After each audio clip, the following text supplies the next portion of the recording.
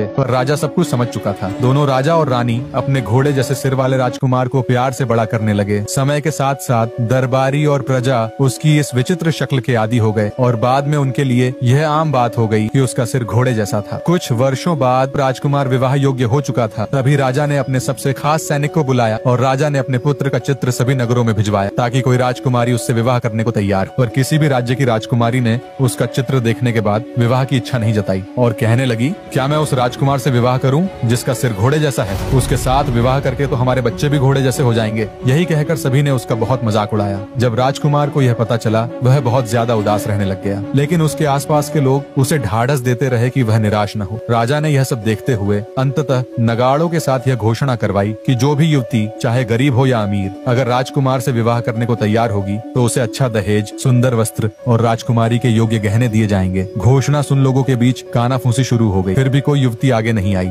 काफी समय बाद जब सभी आशा छोड़ चुके थे, एक अत्यंत सुंदर लेकिन बेहद गरीब लड़की फटे हाल कपड़ों में एक दिन महल में आई और उसने सभी के सामने कहा, महाराज, मैं राजकुमार से विवाह करने के लिए तैयार हुए।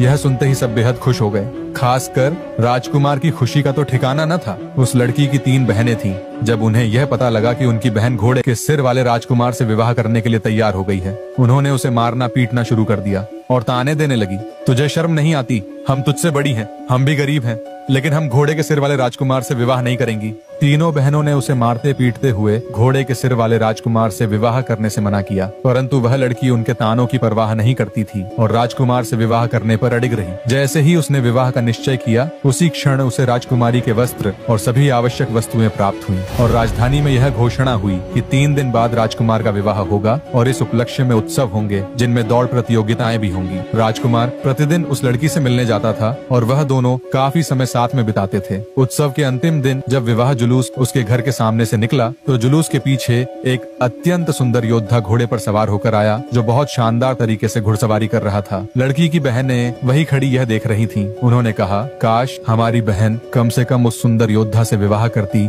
जो बार बार हमारी ओर देख रहा है। और फिर वे उसे पीटने लगी, तू सिर्फ राजकुमारी बनने के लिए घोड़े के सिर वाले राजकुमार से विवाह कर रही है। डर के मारे लड़की ने कहा, मुझे मत मारो, क्योंकि वह सुंदर योद्धा जो हमारी ओर देख रहा था वही राजकुमार है जिसे मैं विवाह करूंगी। इतना कह लड़की वहाँ से पुराने मंदिर की ओर भाग गई और वह बैठ रोने लगी। उसी समय एक कौवा वहाँ आया और अपने पंख से उसे मारने लगा और कहा, तूने अपनी बहनों से झूठ क्यों बोला? तू कृतघ्न है, बहुत ही कृतघ्न। तूने मेरा जादू तोड़ दिया और यदि तू मुझे फिर से पाना चाहती है तो लोहे के जूते पहनकर कौवों के महल तक आना होगा। वहाँ इंतजार करना होगा जब तक तुझे मौका न मिले मेरे पंख पकड़ने का, तभी मैं फिर तेरा बन सकूंगा और तू मेरी। और यदि तेरे पास इतना साहस, धैर्य और प्रतीक्षा करने की शक्ति नहीं है तो तू मुझे फिर कभी नहीं देख पाएगी। इतना कह कौवा वहाँ से चला गया।